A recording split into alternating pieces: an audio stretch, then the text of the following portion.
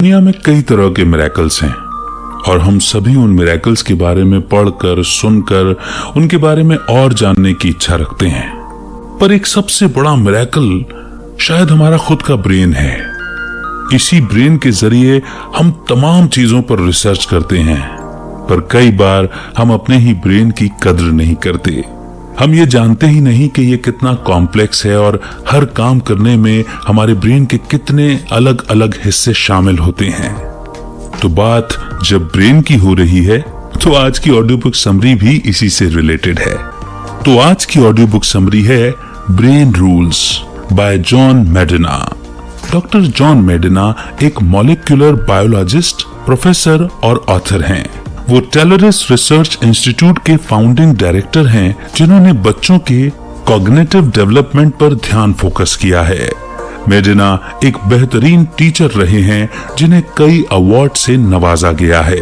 उन्होंने साइकोलॉजी के बारे में 10 से ज्यादा किताबें लिखी हैं।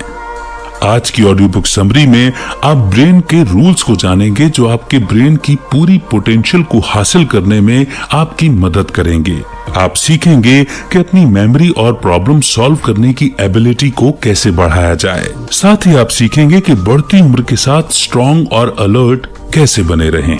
तो आइए बिना देर किए शुरू करते हैं brain rules by doctor John मेडिना। क्या आपने कभी सोचा है कि आपका ब्रेन यानी कि दिमाग कितना पावरफुल है? ये शब्दों और नंबर्स को समझ सकता है। जब आप डरे या घबराए हुए होते हैं, तब भी आपको एक जगह से दूसरी जगह जाने में मदद करता है। आपका ब्रेन सिर्फ पावरफुल ही नहीं, बल्कि बहुत तेज भी है। क्या आपने कभी सोचा है कि जब आप कुछ पढ़ते हैं तो आप उसे कैसे समझ पाते हैं, या कितनी तेजी से किसी भीड़ में भी आप अपने दोस्त या जाना पहचाना चेहरा पहचान लेते हैं? ये कमाल आपके ब्रेन और उसके अंदर लाखों न्यूरॉन्स का है। ये कितने आश्चर्य की बात है कि एक छोटी सी जगह में आप अनगिनत इंफॉर्मेशन स्टोर कर सकते हैं। तो हम अपने ब्रेन को बेहतर बनाने के लिए आखिर क्या कर सकते हैं? इस बुक में आप सीखेंगे कि ब्रेन कैसे काम करता है और आप इसे हमेशा अच्छी कंडीशन में कैसे बनाए रख सकते हैं। हमारा ब्रेन बहुत ही दिलचस्प और हैरान कर देने वाली मशीन है। इस बुक के जरिए आप इसके बारे में बहुत कुछ जानेंगे, क्योंकि यकीन मानिए आपका ब्रेन आपको बहुत अच्छे से जानता है। तो आइए बढ़ते हैं चैप्टर्स की ओर। Exercise. Rule number 1, exercise boosts brain power. हमारे जो पूर्वज थे, एक तरह से आप उन्हें बंजारा कह सकते हैं, क्योंकि वो एक जगह से दूसरी जगह घूमते रहते थे। वो अलग अलग जगह जाने के लिए मजबूर थे, क्योंकि एक जगह पर लंबे समय तक रहना संभव नहीं था। उन्हें कई तरह की मुश्किलों का सामना करना पड़ता था, जैसे उनके पास खाने की या लकड़ी की कमी हो जाती थी, जंगली जानवर हमला कर देते थे, या मौसम हमेशा बदलता रहता था। ऐसी कंडीशन का सामना करते हुए आगे बढ़ते रहने से ब्रेन को तेजी से डेवलप होने में मदद मिली। लेकिन अगर आज की बात करें तो हमारे पूर्वजों की तुलना में हमारी लाइफस्टाइल और रहन सहन बिल्कुल अलग है। आज हम अपनी सीट से हिले बिना कई घंटों का सफर तय कर लेते हैं। कई तरह की मशीन ने हमारा काम आसान बना दिया है। हाँ, हमारा बुढ़ापा कैसा होगा, हमारी लाइफस्टाइल का इस पर गहरा असर होता है। अगर आप एक सुस्त जीवन जीते हैं, यानी इनएक्टिव हैं, और आपने अपनी जिंदगी का ज्यादातर समय सोफे पर लेटे हुए बिताया है, तो इसमें कोई शक नहीं कि आप बढ़ती उम्र के साथ ढलने लगेंगे। लेकिन अगर आपने एक एक्टिव लाइफस्टाइल अपनाई है, तो आप 75 के होने के बाद भी चुस्त और फुर्तीले बने रहेंगे। एक्सरसाइज करने के बहुत फायदे होते हैं। ये हार्ट अटैक और स्ट्रोक जैसी बीमारियों के रिस्क को कम कर देता है। यह आपको फिजिकली और मेंटली परफेक्ट शेप में बनाए रखता है। कई स्टडीज ने यह साबित किया है कि जो लोग एक्टिव लाइफस्टाइल अपनाते हैं, वो मेमोरी, लॉजिक, प्रॉब्लम सॉल्व करने की एबिलिटी और बातों को समझने की पावर में सुस्त लोगों की तुलना में काफी आगे होते हैं। अगर आप भी आलसी और सुस्त हैं, तो उदास न हो, क्योंकि रिसर्च करने वालों ने गौर किया तो पाया कि एक्सरसाइज प्रोग्राम को फॉलो करने के बाद इनएक्टिव लोगों की मेंटल एबिलिटी में काफी इम्प्रूवमेंट होने लगा था। 4 महीनों में उन्होंने बहुत प्रोग्रेस दिखाई थी। एक्सरसाइज बुढ़ापे में होने वाली बीमारियों के रिस्क को भी कम करता है। यह आपके मूड को अच्छा बनाए रखता है क्योंकि फिजिकल एक्सरसाइज आपके नर्वस सिस्टम में सेरोटोनिन, डोपामिन और नोरेपिनेफ्रिन को रिलीज करता है। जैक ललेन इस बात का परफेक्ट एग्जाम्पल हैं कि एक्सरसाइज ब्रेन की पावर को कैसे बूस्ट करता है। 70 साल की उम्र में उन्होंने कैलिफोर्निया के लॉन्ग बीच हार्बर से क्वींसवे ब्रिज तक 70 बोट, जिसमें एक एक आदमी सवार था, उसे खींचकर सबको चकित कर दिया था। जैक के पीछे 70 बोट बंधी थी और उन्होंने 1.5 मील की दूरी तय की। स्ट्रॉन्ग बॉडी के अलावा उस उम्र में भी जैक मेंटली फिट थे। उनका माइंड और बॉडी एक 20 साल के नौजवान जैसा था। अब आइए जिम और फ्रैंक को एग्जाम्पल के रूप में लेते हैं, जिन्होंने एक्टिव और इनएक्टिव लाइफस्टाइल को अपनाया था। जिम वृद्धाश्रम में रहते थे। वो ज्यादा चलते फिरते नहीं थे, बस टीवी के सामने बैठे रहते थे। वो काफी दुखी थे और अक्सर बिना किसी कारण से रोने लगते। दूसरी ओर फ्रैंक फिजिकली और मेंटली एक्टिव थे। वो हमेशा किसी न किसी काम में बिजी रहते। असल में फ्रैंक एक आर्किटेक्ट थे, जिन्होंने 90 साल की उम्र में एक म्यूजियम बनाने का काम पूरा किया था। फिजिकली हेल्दी होने के साथ साथ वो अपनी जिंदगी से खुश भी थे। आपको क्या लगता है, इस फर्क का कारण क्या था? जब आप खुद को एक्टिव बनाए रखते हैं तो आप पॉजिटिव विचारों और एनर्जी से भरे होते हैं, लेकिन जहां आपने खाली बैठना शुरू किया तो आपके माइंड में शैतानी ख्यालात घर करने लगते हैं और आपको नेगेटिव विचारों से भर देते हैं, जो आपके दुख और तकलीफ का कारण बनता है, जैसा कि जिम के साथ हुआ था। कई लोग हैं जो जिम की तरह सुस्त और इनएक्टिव हैं, लेकिन उनके लिए अब भी उम्मीद बची है। हर रोज सिर्फ 20 मिनट की एक्सरसाइज भी आपके हेल्थ और मूड में पॉजिटिव बदलाव लाने की ताकत रखता है। Survival rule number 2, the human brain evolved to. हमारे पूर्वजों ने कठोर वातावरण से बचने के लिए सिर्फ अपनी बॉडी का ही नहीं बल्कि अपने दिमाग का भी बहुत इस्तेमाल किया। वो सिंबॉलिक रीजनिंग का इस्तेमाल करते थे। सिंबॉलिक रीजनिंग वो कला है जो हमें जानवरों से अलग बनाती है। ये उन चीजों को देखने की एबिलिटी है जो सच में मौजूद नहीं है। इमेजिन कीजिए कि आप अपने हाथ पर एक सीधी और लंबी लाइन ड्रॉ करते हैं, क्योंकि हमारे पास सिंबॉलिक रीजनिंग है, इसीलिए हम समझ जाते हैं कि इसका मतलब या तो अल्फाबेट आई है या नंबर 1। सिंबॉलिक रीजनिंग ने हमारे पूर्वजों को एक दूसरे के साथ बातचीत करने में और अगर आगे कोई खतरा है तो हमें सावधान करने में मदद की है। ये तो शुक्र है कि समय के साथ इंसान में कई बदलाव और डेवलपमेंट हुए और कुछ ऐसे सिंबल बन गए जिन्हें दुनिया के किसी भी कोने में कोई भी समझ सकता है। जैसे रेड सिग्नल का मतलब है स्टॉप, थम्स अप का मतलब है ओके वगैरह। हम कई फील्ड में जैसे लैंग्वेज, आर्ट, पोएट्री में भी सिंबॉलिक रीजनिंग को यूज करते हैं। हमने अपने कल्चर को इस यूनिक एबिलिटी में ढाला है। हमारे पवित्र ग्रंथों, पौराणिक कथाओं और दिग्गजों के बारे में सोचिए। इंसानों ने सिंबॉलिक रीजनिंग की मदद से धर्म और कॉरपोरेशन को बनाया। जानवर ये सब कुछ नहीं कर सकते। नेचुरल सिलेक्शन ने हमारे कमजोर पूर्वजों को हटा दिया और ज्यादा मजबूत लोगों का जीन्स अगली पीढ़ी में चला गया। फिर भी हिस्ट्री ने इसे अनदेखा कर दिया। जब ईस्ट अफ्रीका में हमारे पूर्वजों ने एक छोटी सी आबादी से धरती पर जिंदगी की शुरुआत की थी, तो आज आबादी 7 अरब तक कैसे पहुंच गई? तो इसका जवाब है बदलाव। इससे लड़ने के बजाय हमने बदलाव के साथ ढलना और उसे अपनाना सीखा। स्मिथसोनियन म्यूजियम में ह्यूमन ओरिजिन्स के डायरेक्टर रिचर्ड पॉट्स इस थ्योरी को वेरिएबिलिटी सिलेक्शन थ्योरी कहते हैं। ये थ्योरी बताती है कि हमारे ब्रेन में 2 पावरफुल विशेषताएं हैं। पहला, हम जब गलतियां करते हैं तब हम सचेत हो जाते हैं, और दूसरा, हमारा ब्रेन हमें उनसे सीखने की परमिशन देता है। इस एबिलिटी ने हमारे पूर्वजों को बिना किसी मदद के तेजी से बदलती हुई कंडीशन को झेलते हुए आगे बढ़ना सिखाया।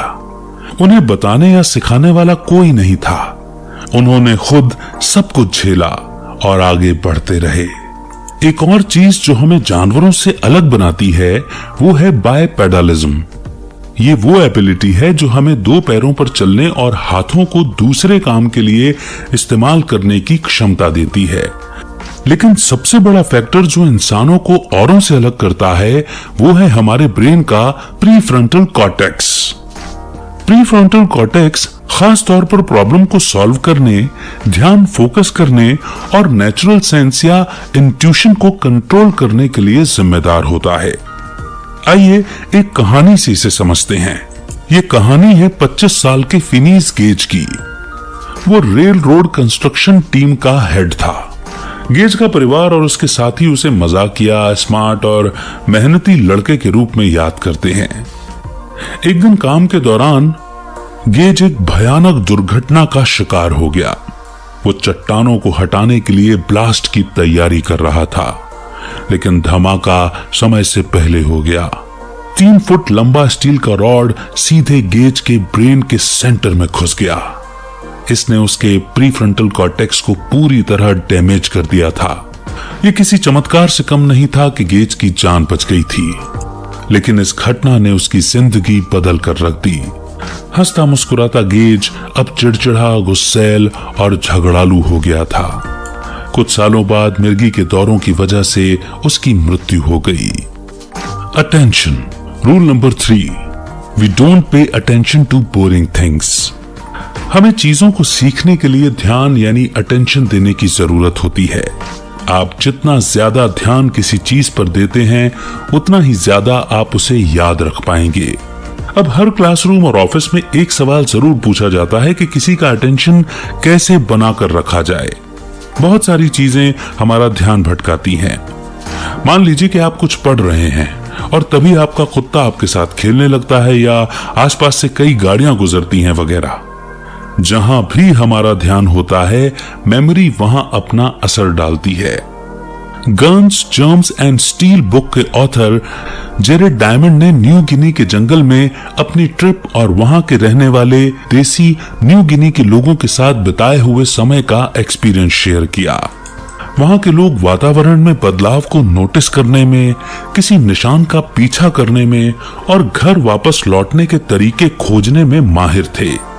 जेरेड जिस शहर में रहते थे इनमें से कुछ भी नहीं कर सकते थे। ये एक एग्जाम्पल है कि कैसे हम उन चीजों पर ध्यान देते हैं जो हमारे कल्चर से जुड़ा हुआ होता है और जिस कल्चर में हम पले बढ़े होते हैं। जरा सोचिए कि एक न्यू गिनी का बच्चा जिसका जन्म और पालन पोषण न्यूयॉर्क में हुआ है, क्या आपको लगता है कि वो जिंदा रहने के उन टेक्निक्स को कभी जान पाएगा जिसके बारे में उसके पूर्वज जानते थे? इंटरेस्ट का भी अटेंशन के साथ एक कनेक्शन होता है। मार्केटिंग प्रोफेशनल्स इस प्रिंसिपल का फायदा उठाते हैं। अपने एडवर्टीजमेंट में वो हमेशा कुछ नया, यूनिक और हटके कॉन्सेप्ट लेकर आते हैं। अब सौजा टकीला के प्रिंट एड को ही ले लीजिए। 20 की उम्र के लोग जो पार्टी कर रहे हैं उसके बजाय उन्होंने एक दाढ़ी वाले बूढ़े की पिक्चर लगाई थी जिसने मैले कुचैले कपड़े पहन रखे थे और उसके चेहरे पर बड़ी शरारती हंसी छाई हुई थी। बूढ़े के मुंह में बस एक दांत था, उसके ऊपर लिखा था, इस आदमी के दांत में बस एक छेद है। नीचे लिखा था, लाइफ हार्ड है लेकिन आपका टकीला नहीं होना चाहिए। इस एड ने लोगों का ध्यान अपनी ओर अट्रैक्ट किया क्योंकि इसकी पिक्चर इतनी यूनिक और हटकर थी और इसमें लिखे लाइन में ह्यूमर था। जानकारी या अवेयरनेस भी अटेंशन पर असर डालती है। आइए एक एग्जाम्पल से समझते हैं। जाने माने न्यूरोलॉजिस्ट और ऑथर डॉक्टर ओलिवर सैक्स की book the man who mistook his wife for a hat में डॉक्टर ओलिवर के पास एक पेशेंट आई जिन्हें खतरनाक स्ट्रोक हुआ था। उनके ब्रेन का पिछला हिस्सा बुरी तरह डैमेज हो गया था। इसका असर यह हुआ कि वो अपनी बॉडी के लेफ्ट हिस्से में न कुछ महसूस कर सकती थी और न लेफ्ट आंख से कुछ देख सकती थी। उनके लेफ्ट साइड में क्या हो रहा है उन्हें कुछ पता नहीं चलता था, इसीलिए वो उस पर ध्यान नहीं दे पाती थी। इस हादसे के बाद जब भी वो मेकअप यूज करती तो सिर्फ चेहरे के राइट साइड में करती। जब वो खाती तो अपनी प्लेट का राइट साइड का हिस्सा ही खाती। वो अक्सर नर्स से शिकायत भी करती कि उन्हें खाने में कभी कुछ मीठा क्यों नहीं दिया जाता। नर्स उन्हें कहती कि अगर वो अपने लेफ्ट साइड में देखेंगी तो उन्हें मिठाई जरूर दिखाई देगी। मिठाई तो हमेशा वहां रखी होती थी, बस उन्हें इस बारे में पता नहीं चलता था। Short term memory. Rule number 4, repeat to remember. आपकी मेमोरी आपको जिंदा रहने में मदद करती है। अगर आपका ब्रेन इस बात को याद नहीं रखेगा कि आपको खाने की किस चीज से एलर्जी है, तो आप वही चीज बार बार खाकर बीमार हो जाएंगे। एक्सपीरियंस आपके ब्रेन को शेप देते हैं और आपको लंबे समय तक जीने में मदद करते हैं। लेकिन असल में हमारी मेमोरी काम कैसे करती है? जर्मन रिसर्चर हरमन एबिंगहॉस ने खुद पर एक्सपेरिमेंट कर इस सवाल का जवाब देने की कोशिश की। उन्होंने 2303 अल्फाबेट वाले बेतुके शब्द बनाए, जैसे ZUG, REN, TAZ, और उन्हें याद रखने में अपनी पूरी जिंदगी लगा दी। इस एक्सपेरिमेंट के माध्यम से एबिंगहॉस को एहसास हुआ कि मेमोरी की अलग अलग लाइफ स्पैन होती है। कुछ यादें बस कुछ पलों के लिए याद रहती हैं, जबकि कुछ जिंदगी भर के लिए याद रह जाती हैं। एबिंगहॉस ने बताया कि एक मेमोरी को लंबे समय तक याद रखने के लिए उन्हें बीच बीच में शब्दों को दोहराना पड़ता था। जितनी बार आप रिपीट करेंगे, वो मेमोरी उतने लंबे समय तक बनी रहेगी। एबिंगहॉस के काम के कारण इस सब्जेक्ट पर और भी स्टडी की गई। आप इस प्रिंसिपल को पढ़ाई करने में अप्लाई कर सकते हैं। अगर आपको बहुत कुछ याद करने की जरूरत है तो आप बिल्कुल ऐसा कर सकते हैं, अगर आप उसे रोज रिपीट करते हैं तो। लेकिन अगर आप एग्जाम के ठीक पहले कम समय में बहुत सारी इंफॉर्मेशन याद रखने की कोशिश करेंगे तो आप इसमें फेल हो जाएंगे। एबिंगहॉस कहते हैं कि थोड़ी इंफॉर्मेशन को गैप देकर याद करना सब कुछ एक साथ याद करने से बेहतर होता है।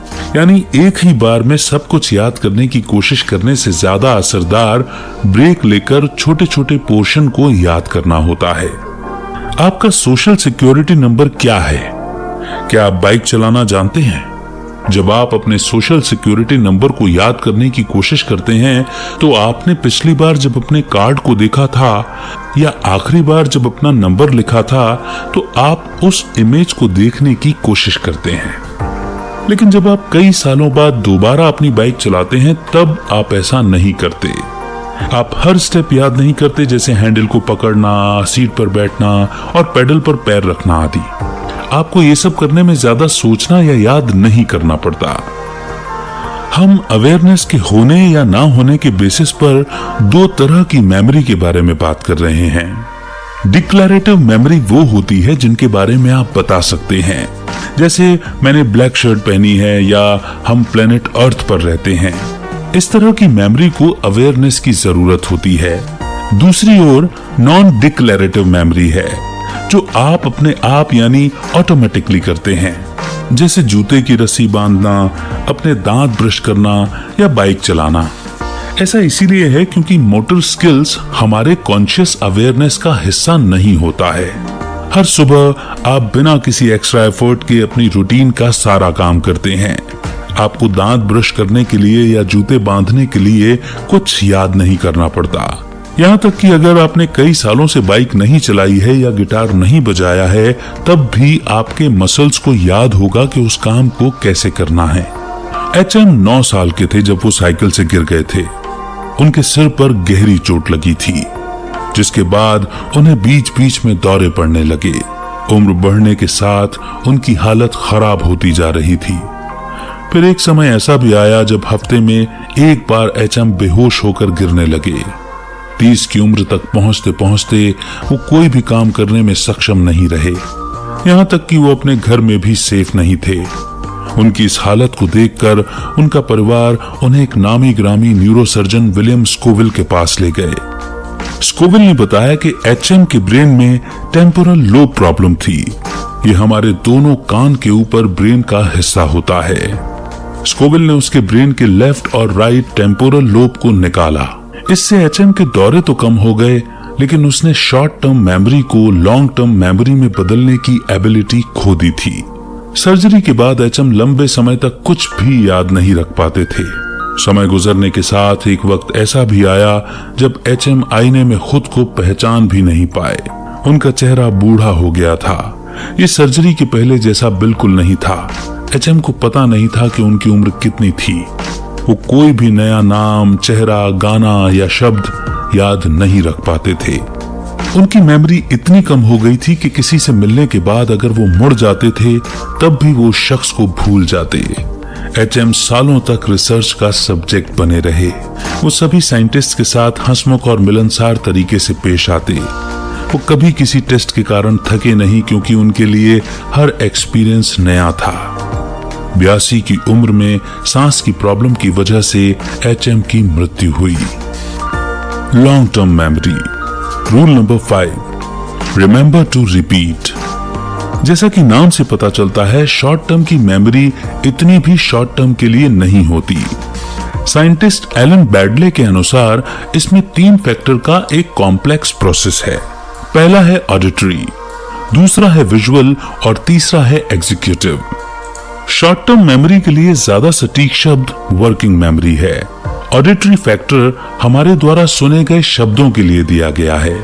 विजुअल फैक्टर उस इमेज के लिए जिम्मेदार है जो हम देखते हैं और हमारे ब्रेन में उसकी पिक्चर बनाते हैं। Central executive short term memory में सभी चीजों का ट्रैक बनाए रखता है। आइए एक कहानी से इसे समझते हैं। मिगेल नर्सडोर्फ जाने माने चेस प्लेयर थे। जब वे कंपटीशन के लिए अर्जेंटीना में थे तो जर्मनी ने पोलैंड पर हमला किया था। मिगेल के परिवार को बंदी बनाकर कंसंट्रेशन कैंप में ले जाया गया। इस उम्मीद के साथ कि वो दोबारा अपने परिवार से मिल पाएंगे, मिगेल ने 11 घंटे में चेस के 45 यानी कि 45 गेम खेले। उन्होंने इसे एक पब्लिसिटी स्टंट के रूप में इस्तेमाल किया था ताकि उनके परिवार का कोई मेंबर उनके बारे में सुनकर उनका पता लगा सके। 11 घंटों तक बिना रुके चेस खेलना अपने आप में हैरान करने वाला था। लेकिन इसमें एक और दिलचस्प बात थी, जो ये थी कि मिगेल आंखों पर पट्टी बांधकर ये सभी गेम खेल रहे थे। इस बात पर ध्यान दें कि गेम की शुरुआत में चेस के बोर्ड पर हर पीस के लिए एक जगह फिक्स होती है। मिगेल ने सबसे पहले ऑडियो फैक्टर का इस्तेमाल करते हुए गेम खेला। जब सामने वाला प्लेयर अपनी चाल चल देता तो मिगेल उससे पूछते कि उसने कौन सा पीस बढ़ाया है और उसके हिसाब से अपनी चाल चलते। उसके बाद उन्होंने विजुअल फैक्टर का इस्तेमाल कर अपने ब्रेन में इमेज बनाई कि चेस बोर्ड पर हर पीस कैसे चलता है। इसीलिए वो आंखें बंद रखते हुए भी गेम आसानी से जीत सकते थे। अंत में मिगेल ने सेंट्रल एग्जीक्यूटिव फैक्टर का इस्तेमाल एक गेम को दूसरे गेम से अलग करने के लिए किया। मतलब जब एक गेम खत्म हो जाता तो वो अपनी मेंटल इमेज को दोबारा गेम के शुरुआती सेटिंग पर सेट कर लेते। जैसा कि एबिंगहॉस ने कहा कि अगर आप बीच बीच में अपनी इंफॉर्मेशन को रिपीट नहीं करेंगे और उसे दूसरे जरूरी इंफॉर्मेशन के साथ कनेक्ट नहीं करेंगे तो आप जल्द ही उसके बारे में भूल जाएंगे। इस प्रोसेस को कंसोलिडेशन कहा जाता है। इस तरह हम अपनी शॉर्ट टर्म मेमोरी को लॉन्ग टर्म मेमोरी में बदलते हैं। आसान शब्दों में कंसोलिडेशन का मतलब है रिपीट करना और जोड़ना। अगर आप सच में कुछ याद रखना चाहते हैं तो आपको उसे बार बार रिपीट करना होगा। इसका मंत्र है रिपीट करें और कनेक्ट करें। आपको यह जानकर आश्चर्य होगा कि आपकी बचपन की यादें भी उतनी सटीक नहीं है जितना आप सोचते हैं। जैसे जैसे समय बीतता है आपकी मेमोरी में किसी भी घटना की डिटेल्स मिटने लगती हैं और इसीलिए ब्रेन नई बातें उस घटना में जोड़ने लगता है। आपका ब्रेन दुनिया में आपके द्वारा एक्सपीरियंस की गई हर इंफॉर्मेशन को अपने अंदर ले लेता है। इसीलिए यह आपकी पुरानी यादों को नई यादों के साथ जोड़ने की टेक्निक का इस्तेमाल करता है। इससे ब्रेन को हर चीज का मतलब समझने में आसानी होती है। जैसे मान लीजिए कि 8 साल की उम्र में आपने बीच पर अपने पेरेंट्स के साथ बहुत अच्छा समय बिताया। 10 साल की उम्र तक आप उस दिन की डिटेल को बिल्कुल सटीक तरह से याद रख पाएंगे। हो सकता है कि आपने अपनी डायरी में उस दिन के बारे में लिखा भी हो। लेकिन अगर आप 30 साल बाद उस डायरी को पढ़ेंगे तो उस दिन की मेमोरी वैसी नहीं होगी जो डायरी लिखते वक्त थी। ऐसा इसलिए होता है क्योंकि आपके नए एक्सपीरियंस उस खुशनुमा मेमोरी पर अपना असर डालते हैं, जिस वजह से उसकी डिटेल मिटने लगती है। जिन बातों को हम बार बार याद नहीं करते वो बातें ब्रेन अपने आप डिलीट करने लगता है। Sleep. Rule number 6, sleep well, think well. अक्सर नींद की कमी की वजह से आप जो बदलाव महसूस करते हैं, उस वजह से आप ओवर रिएक्ट करने लगते हैं, और आप इसमें गलत नहीं हैं। स्टडी ने बार बार इस बात को साबित किया है कि नींद की कमी आपकी बॉडी को गंभीर नुकसान पहुंचाती है। हम बिना रुके या बिना नींद लिए लगातार काम नहीं कर सकते, क्योंकि हमारी बॉडी में जागने और सोने का एक ऑटोमेटिक सिस्टम बना हुआ है। जागना और सोना हमारे बॉडी के अंदर चल रही एक लड़ाई के रूप में बताया गया है। ये लड़ाई प्रोसेस सी और प्रोसेस एस के बीच में है। प्रोसेस सी उन हार्मोन्स और केमिकल से बना हुआ है जो आपको जगाए रखने का काम करते हैं। दूसरी ओर प्रोसेस एस उन हार्मोन्स और केमिकल से बना है जिनका काम है आपको सुलाना। इस लड़ाई में जो प्रोसेस ज्यादा हावी होता है, उसके हारने की पॉसिबिलिटी ज्यादा होती है। लेकिन ऐसा क्यों? ऐसा इसलिए है क्योंकि आप जितने लंबे समय तक जागते रहेंगे, उतनी ही आपको ज्यादा नींद आने लगेगी, क्योंकि आपकी बॉडी बहुत थक चुकी होती है। यहाँ तक कि दोपहर में झपकी लेना भी रिसर्च करने वालों के द्वारा हेल्दी माना गया है। झपकी लेने का मतलब ये नहीं है कि आप आलसी हैं या ज्यादा सो रहे हैं। हमारी बॉडी को बस कुछ देर आराम करने का मौका चाहिए, फिर चाहे वो कुछ मिनटों का ही क्यों ना हो। नासा द्वारा किए गए एक स्टडी से पता चला है कि 26 मिनट की झपकी लेने के बाद एक पायलट की परफॉर्मेंस 34% बढ़ गई थी। एक और स्टडी से पता चला कि 45 मिनट की झपकी लेने वाले स्टूडेंट्स की मेंटल प्रोसेसिंग काफी बढ़ गई थी। आइए एक कहानी से इसे समझते हैं। 1965 में 17 साल के रैंडी गार्नर ने फैसला किया कि वो अपने साइंस प्रोजेक्ट के लिए 11 दिनों तक लगातार जागता रहेगा। उसने इस अद्भुत काम को सिर्फ सच में करके ही नहीं दिखाया, बल्कि उसने उस साल सबसे लंबे समय तक नींद न लेने वाले इंसान के रूप में एक रिकॉर्ड भी बनाया। लेकिन इसके बाद अपने एक्सपेरिमेंट के दौरान रैंडी बहुत थका हुआ, चिड़चिड़ा और भुलक्कड़ जैसा बर्ताव करने लगा। उसमें अल्जाइमर जैसी बीमारी के लक्षण जैसे भ्रम, पागलपन और मेंटल कंफ्यूजन भी दिखाई देने लगे। रैंडी की बॉडी एक खराब हुई मशीन की तरह काम कर रही थी। अपने एक्सपेरिमेंट के आखिरी दिन उसकी उंगलियां कांपने लगी और वो ठीक से बोल नहीं पा रहा था। पूरी नींद लेना सिर्फ बच्चों के लिए जरूरी नहीं होता। ये हमारी बॉडी का एक नेचुरल प्रोसेस है, खुद को रिचार्ज करने का। पूरी नींद लेना हर उम्र के इंसान के लिए बहुत जरूरी है। जब आपको एग्जाम के लिए पढ़ने की या किसी इंपॉर्टेंट प्रोजेक्ट पर काम करने की जरूरत होती है, तो आपको बीच बीच में रेस्ट जरूर लेना चाहिए। झपकी लेने का मतलब आलसी होना नहीं होता, बल्कि यह आपको ज्यादा प्रोडक्टिव बनाता है। तो दोस्तों, इसी के साथ ये अद्भुत ऑडियो बुक समरी यहीं पर समाप्त होती है और हमें अपने ही ब्रेन के बारे में लाजवाब लर्निंग्स देकर के जाती है। आपने इस बुक में ब्रेन के 6 रूल्स के बारे में सीखा जो आपकी जिंदगी बदल सकते हैं। ब्रेन रूल नंबर 1 कहता है कि एक्सरसाइज न सिर्फ फिजिकल बल्कि मेंटली फिट रखने में भी आपकी मदद करता है। यह आपको बेहद सुंदर तरीके से बढ़ती उम्र की ओर लेकर जाता है। ब्रेन रूल नंबर 2 ने आपको ये बताया कि समय के साथ आपका ब्रेन भी डेवलप होता रहा है, उसमें कई बदलाव आए हैं। इसने बदलते हुए वातावरण के अनुसार खुद को ढालते हुए आपको जिंदा रखने में मदद की है। ब्रेन रूल नंबर 3 ने आपके अटेंशन में मेमोरी, इंटरेस्ट और अवेयरनेस के प्रभाव के बारे में बताया। हम इस बात पर ज्यादा ध्यान देते हैं कि हमारे कल्चर के लिए क्या इंपॉर्टेंट है, जो चीज एक्स्ट्रा ऑर्डिनरी है और हमारी समझ द्वारा समझा जाता है। ब्रेन रूल नंबर 4 ने आपको यह समझाया कि एक साथ बहुत सारी इंफॉर्मेशन को याद करने के बजाय थोड़ा थोड़ा याद करना ज्यादा असरदार होता है। आपको बीच में ब्रेक लेने की और उस इंफॉर्मेशन को रिपीट करने की जरूरत है ताकि आप उसे याद रख सकें। ब्रेन रूल नंबर 5 ने आपको कंसोलिडेशन के बारे में सिखाया। रिपीट करना और कनेक्ट करना शॉर्ट टर्म मेमोरी को लॉन्ग टर्म मेमोरी में बदल देता है। ब्रेन रूल नंबर 6 ने आपको याद दिलाया कि नींद लेना कितना जरूरी होता है। यह आपको पहले से ज्यादा स्मार्ट और हेल्दी बनने में मदद करता है। हमारा ब्रेन एक मसल की तरह है।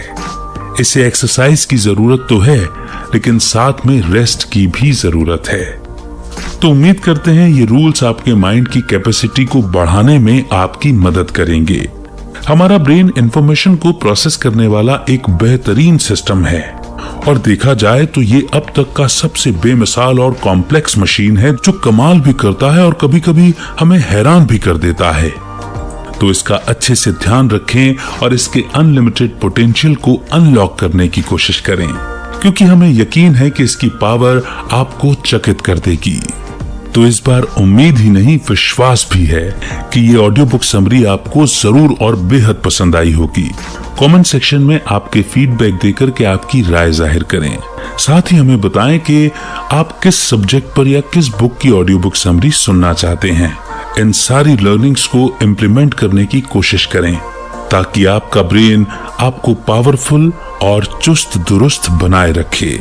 जल्द ही एक नई ऑडियो बुक समरी के साथ फिर होगी मुलाकात। तब तक के लिए दीजिए इजाजत, रखिए अपना बेहतर ख्याल और सुनते रहिए लिसन टू ग्रो। नमस्कार, जय हिंद, जय भारत।